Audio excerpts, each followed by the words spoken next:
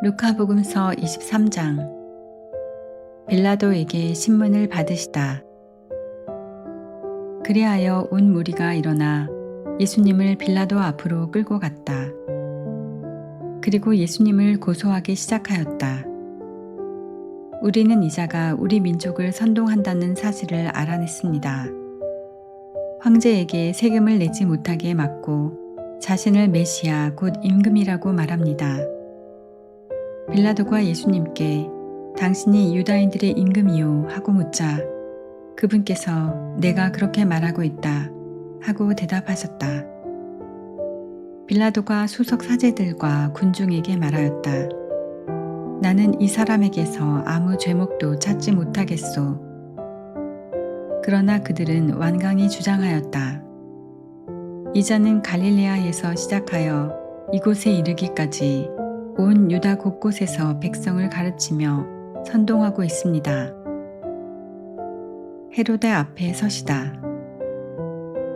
이 말을 들은 빌라도는 이 사람이 갈릴레아 사람이냐고 묻더니 예수님께서 헤로데의 관할에 속한 것을 알고 그분을 헤로데에게 보냈다.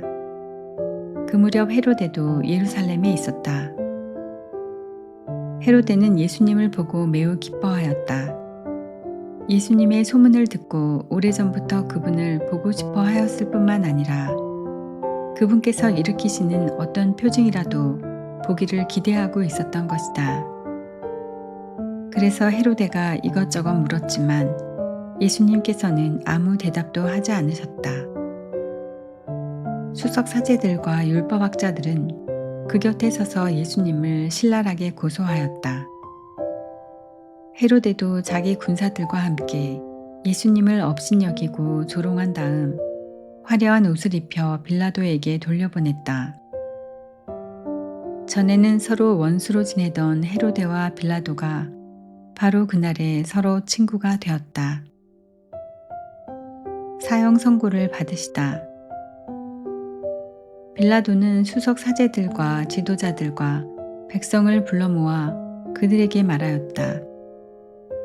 여러분은 이 사람이 백성을 선동한다고 나에게 끌고 왔는데 보다시피 내가 여러분 앞에서 신문해 보았지만 이 사람에게서 여러분이 고소한 죄목을 하나도 찾지 못하였소. 헤로데가 이 사람을 우리에게 돌려보낸 것을 보면 그도 찾지 못한 것이요. 보다시피 이 사람은 사형을 받아 마땅한 짓을 하나도 저지르지 않았소. 그러니 이 사람에게 매질이나 하고 풀어주겠소. 그는 축제 때마다 그들에게 한 사람을 풀어줄 의무가 있었다. 그러자 그들은 일제히 소리를 질렀다. 그 자는 없애고 바라바를 풀어주시오. 바라바는 예루살렘에서 일어난 반란과 살인으로 감옥에 갇혀 있던 자였다. 빌라도는 예수님을 풀어주고 싶어서 그들에게 다시 이야기하였지만 그들은 그 자를 십자가에 못 박으시오, 십자가에 못 박으시오 하고 외쳤다. 빌라도가 세 번째로 그들에게 도대체 이 사람이 무슨 나쁜 짓을 하였다는 말이오. 나는 이 사람에게서 사형을 받아 마땅한 죄목을 하나도 찾지 못하였소. 그래서 이 사람에게 매질이나 하고 풀어주겠소 하자 그들이 큰 소리로 예수님을 십자가에 못 박으라고 다그치며 요구하는데 그 소리가 점점 거세졌다. 마침내 빌라도는 그들의 요구를 들어주기로 결정하였다. 그리하여 그는 반란과 살인으로 감옥에 갇혀 있던 자를 그들이 요구하는 대로 풀어주고 예수님은 그들의 뜻대로 하라고 넘겨주었다. 십자가에 못 박히시다. 그들은 예수님을 끌고 가다가 시골에서 오고 있던 시몬이라는 어떤 키레네 사람을 붙잡아 십자가를 지우고 예수님을 뒤따르게 하였다. 백성의 큰 무리도 예수님을 따라갔다. 그 가운데에는 예수님 때문에 가슴을 치며 통곡하는 여자들도 있었다. 예수님께서는 그 여자들에게 돌아서서 이르셨다. 예루살렘의 딸들아, 나 때문에 울지 말고 너희와 너희 자녀들 때문에 울어라. 보라, 아이를 낳지 못하는 여자, 아이를 베어보지 못하고 젖을 먹여 보지 못한 여자는 행복하여라 하고 말할 날이 올 것이다. 그때의 사람들은 산들에게 우리 위로 무너져 내려라 하고 언덕들에게 우리를 덮어다오 할 것이다. 푸른 나무가 이러한 일을 당하거든 마른 나무야 어떻게 되겠느냐. 그들은 다른 두 죄수도 처형하려고 예수님과 함께 끌고 갔다. 해골이라 하는 곳에 이르러 그들은 예수님과 함께 두 죄수도 십자가에 못 박았는데 하나는 그분의 오른쪽에 다른 하나는 왼쪽에 못 박았다. 그때에 예수님께서 말씀하셨다. 아버지, 저들을 용서해 주십시오. 저들은 자기들이 무슨 일을 하는지 모릅니다. 그들은 제비를 뽑아 그분의 겉옷을 나누어 가졌다. 백성들은 서서 바라보고 있었다. 그러나 지도자들은 이 자가 다른 이들을 구원하였으니 정말 하느님의 메시아, 선택된 이라면 자신도 구원해 보라지 하며 빈정거렸다. 군사들도 예수님을 조롱하였다. 그들은 예수님께 다가가 신 포도주를 들이대며 말하였다. 내가 유다인들의 임금이라면 너 자신이나 구원해 보아라. 예수님의 머리 위에는 이 자는 유다인들의 임금이다 라는 죄명패가 붙어 있었다. 예수님과 함께 매달린 죄수 하나도 당신은 메시아가 아니시오. 당신 자신과 우리를 구원해 보시오 하며 그분을 모독하였다. 그러나 다른 하나는 그를 꾸짖으며 말하였다. 같이 처형을 받는 주제에 너는 하느님이 두렵지도 않으냐? 우리야 당연히 우리가 저지른 짓에 합당한 벌을 받지만 이분은 아무런 잘못도 하지 않으셨다. 그러고 나서 예수님, 선생님의 나라에 들어가실 때 저를 기억해 주십시오 하였다. 그러자 예수님께서 그에게 이르셨다. 내가 진실로 너에게 말한다. 너는 오늘 나와 함께 낙원에 있을 것이다. 숨을 거두시다. 낮 12시쯤 되자 어둠이 온 땅에 덮여 오후 3시까지 계속되었다. 해가 어두워진 것이다. 그때의 성전 휘장 한가운데가 두 갈래로 찢어졌다. 그리고 예수님께서 큰 소리로 외치셨다. 아버지, 제 영을 아버지 손에 맡깁니다. 이 말씀을 하시고 숨을 거두셨다. 그 광경을 보고 있던 백인 대장은 하느님을 찬양하며 정녕 이 사람은 의로운 분이셨다 하고 말하였다. 구경하러 몰려들었던 군중도 모두 그 광경을 바라보고 가슴을 치며 돌아갔다. 예수님의 모든 친지와 갈릴레아에서부터 그분을 함께 따라온 여자들은 멀찍이 서서 그 모든 일을 지켜보았다. 묻히시다. 요셉이라는 사람이 있었는데 그는 의회 의원이며 착하고 의로운이었다. 이 사람은 의회의 결정과 처사에 동의하지 않았다. 그는 유다인들의 고을 아리마테아 출신으로서 하느님의 나라를 기다리고 있었다. 이 사람이 빌라도에게 가서 예수님의 시신을 내달라고 청하였다. 그리고 시신을 내려 아마포로 감싼 다음 바위를 깎아 만든 무덤에 모셨다. 그것은 아직 아무도 묻힌 적이 없는 무덤이었다. 그날은 준비일이었는데 안식일이 시작될 무렵이었다. 갈릴레아에서부터 예수님과 함께 온 여자들도 뒤따라가 무덤을 보고 또 예수님의 시신을 어떻게 모시는지 지켜보고 나서 돌아가 향료와 향유를 준비하였다. 그리고 안식일에는 계명에 따라 쉬었다.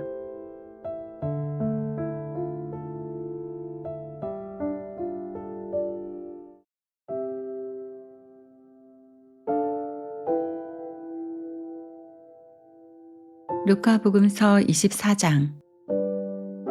부활하시다.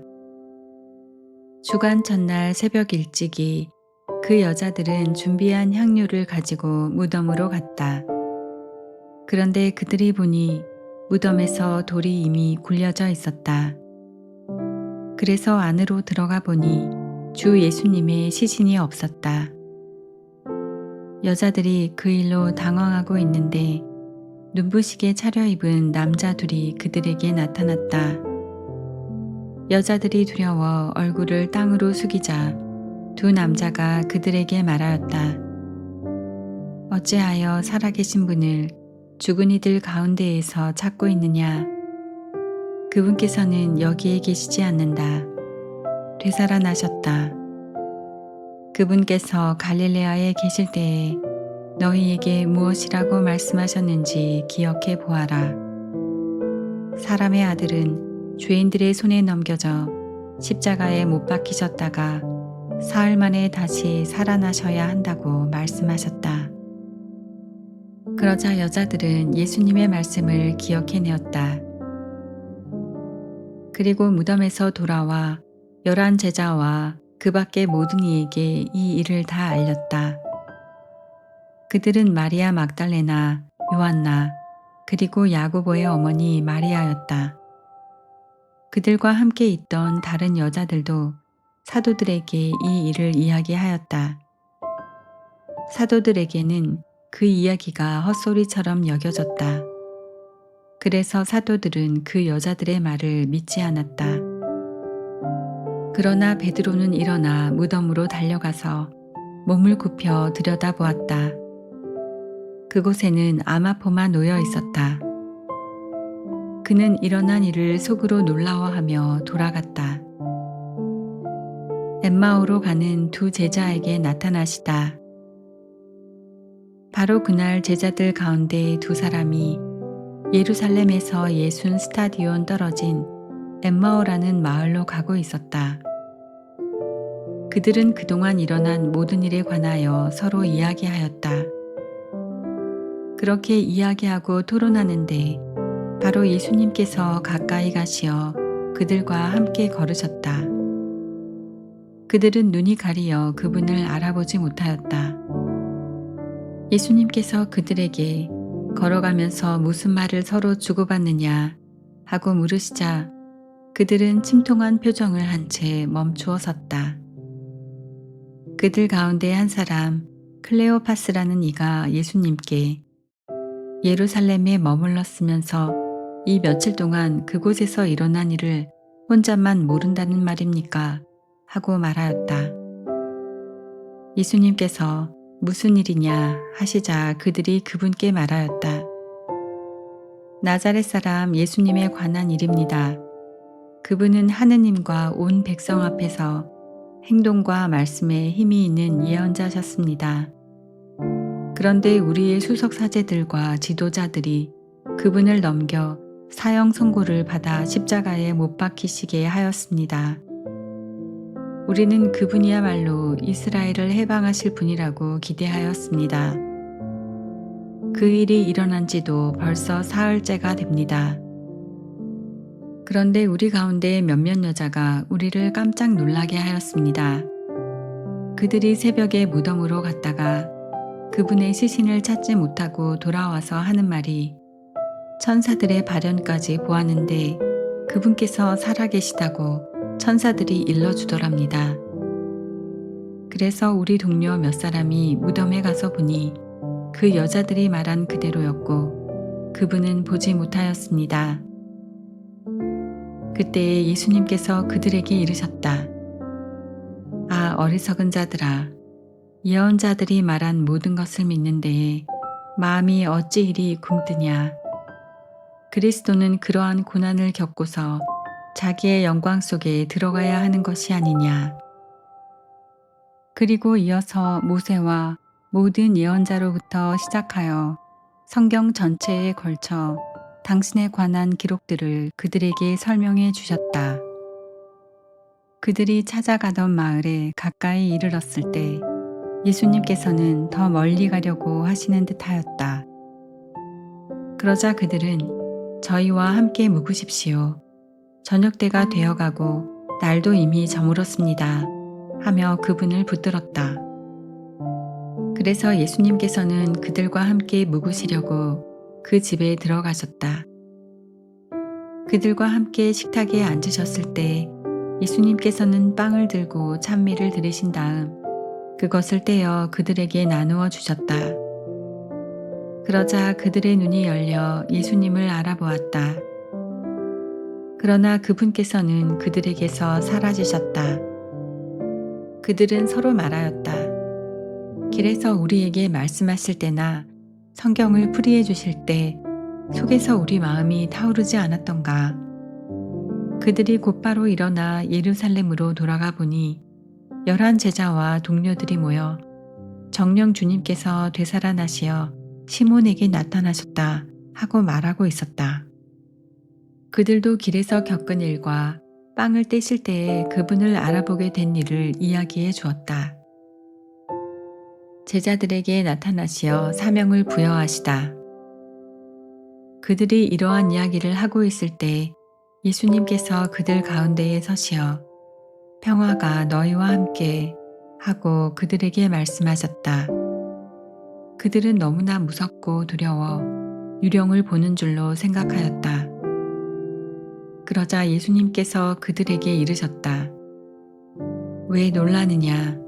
어찌하여 너희 마음에 여러 가지 의혹이 있느냐? 내 손과 내 발을 보아라. 바로 나다. 나를 만져보아라. 유령은 살과 뼈가 없지만 나는 너희도 보다시피 살과 뼈가 있다. 이렇게 말씀하시고 나서 그들에게 손과 발을 보여주셨다. 그들은 너무 기쁜 나머지 아직도 믿지 못하고 놀라워하는데 예수님께서 그들에게 여기에 먹을 것이 좀 있느냐 하고 물으셨다. 그들이 구운 물고기 한 토막을 드리자 예수님께서는 그것을 받아 그들 앞에서 잡수셨다. 그리고 그들에게 이르셨다. 내가 전에 너희와 함께 있을 때에 말한 것처럼 나에 관하여 모세의 율법과 예언서와 시편에 기록된 모든 것이 다 이루어져야 한다. 그때에 예수님께서는 그들의 마음을 여시어 성경을 깨닫게 해주셨다. 이어서 그들에게 이르셨다. 성경에 기록된 대로 그리스도는 고난을 겪고 사흘 만에 죽은 이들 가운데에서 다시 살아나야 한다. 그리고 예루살렘에서부터 시작하여 죄의 용서를 위한 회개가 그의 이름으로 모든 민족들에게 선포되어야 한다. 너희는 이 일의 증인이다. 그리고 보라, 내 아버지께서 약속하신 분을 내가 너희에게 보내주겠다. 그러니 너희는 높은 데에서 오는 힘을 입을 때까지 예루살렘에 머물러 있어라. 승천하시다. 예수님께서는 그들을 베타니아 근처까지 데리고 나가신 다음 손을 드시어 그들에게 강복하셨다. 이렇게 강복하시며 그들을 떠나 하늘로 올라가셨다. 그들은 예수님께 경배하고 나서 크게 기뻐하며 예루살렘으로 돌아갔다. 그리고 줄곧 성전에서 하느님을 찬미하며 지냈다.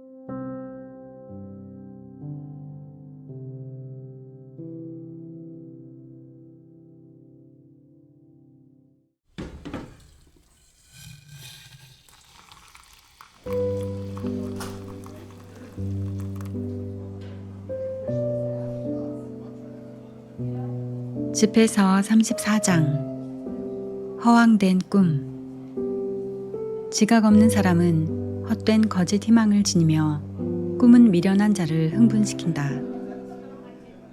꿈에 집착하는 자는 그림자를 붙잡고 바람을 쫓는 자와 같다. 꿈의 환시는 현실의 반영일 뿐 제 얼굴을 자기가 보는 것과 같다. 더러운 것에서 어찌 깨끗한 것이 나오고 거짓에서 어찌 참이 나오겠느냐. 점과 징조와 꿈은 헛된 것이다. 마음은 산고를 겪는 여인처럼 환상을 본다. 그것들이 지극히 높으신 분께서 보내신 것이 아니라면 거기에 마음을 주지 마라. 꿈은 수많은 이들을 속이고 그것에 희망을 품는 자들을 몰락시켰다. 그런 기만이 없어야 율법이 성취되고 지혜는 진실한 이의 입에서 완성된다. 여행을 많이 한 사람은 아는 것이 많고 경험이 많은 사람은 지각 있게 말하리라. 시련을 겪지 않은 사람은 아는 것이 적지만 여행을 많이 한 사람은 모든 일에 능통하다. 나는 여행하면서 많은 것을 보았지만 내가 배운 것을 말로 다 표현할 수는 없다. 나는 여러 번 죽을 고비를 넘겼는데 이런 경험 덕분에 무사하였다. 주님을 경외함. 주님을 경외하는 이들의 영은 살아있으리라. 그들의 희망이 자신들을 구원하시는 분께 있기 때문이다. 주님을 경외하는 이는 아무것도 겁내지 않으리라. 주님께서 그의 희망이시니 무서울 것이 없다. 주님을 경외하는 이의 영혼은 행복하다. 그는 누구를 의지하는가? 누가 그를 후원하는가? 주님의 눈은 당신을 사랑하는 이들 위에 머무시니 그들에게 든든한 방패요 힘있는 버팀목이시며 열풍을 막아주는 쉼터요 한낮의 뙤약볕을 가려주는 그늘이시다. 또 비틀거리지 않게 지켜주시고 넘어지지 않게 붙잡아 주신다. 주님께서는 영혼을 들어 높이시고 눈을 밝혀주시며 치유와 생명과 복을 내려주신다. 참된 신앙심. 불의하게 얻은 것으로 제사드리면 부정한 제물이 되고 무도한 자들의 봉헌물은 받아들여지지 않는다.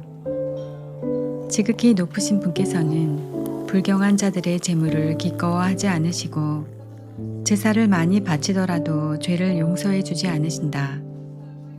날품파리의 제산으로 제사를 바치는 자는 아버지 앞에서 그 자식을 죽이는 자와 같다. 공핍한 이들의 빵, 그것은 가난한 이들의 목숨이니 그것을 빼앗는 자는 살인자다. 이웃의 밥줄을 끊는 자는 그를 죽이는 자고 일꾼의 품값을 빼앗는 자는 그의 피를 흘리게 하는 자다. 한 사람은 짓고 또 한 사람은 허무니 고생만 할 뿐 무슨 소용이 있느냐. 한 사람은 기도하고 또 한 사람은 저주하니 주님께서는 누구의 목소리를 들으시겠느냐. 시체를 만지고 나서 손을 씻은 뒤 다시 만진다면 씻는 일이 무슨 소용이 있느냐. 이처럼 어떤 사람이 자기 죄 때문에 단식을 하고 나가서 같은 죄를 짓는다면 누가 그의 기도를 들어주겠느냐. 또 자신을 낮추는 일이 무슨 소용이 있겠느냐.